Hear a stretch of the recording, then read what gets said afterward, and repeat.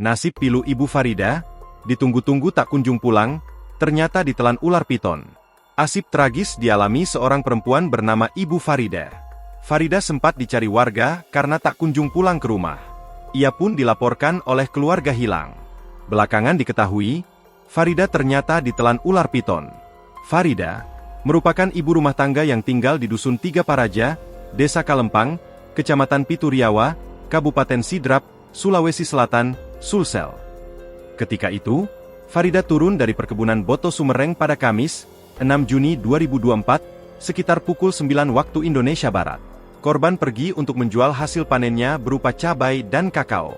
Selain itu, ia juga mengganti tabung kosong. Sehari kemudian suami korban bernama Noni mencarinya, katanya.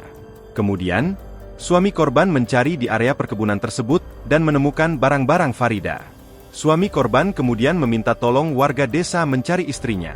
Suami korban mulai curiga, karena barang-barang milik korban ditemukan di area perkebunan, ujar Topan. Kepala Desa Kalempang, Suwardi Rosi, mengatakan, ada warga yang juga pekerja kebun menemukan barang-barang milik korban saat hendak turun ke desa. Selain suami korban, sepasang suami istri yang hendak turun ke desa dari area perkebunan desa juga menemukan barang milik Farida, korban. Keduanya pun melaporkan ke warga desa, ungkapnya. Download Tribun X sekarang, menghadirkan lokal menjadi Indonesia.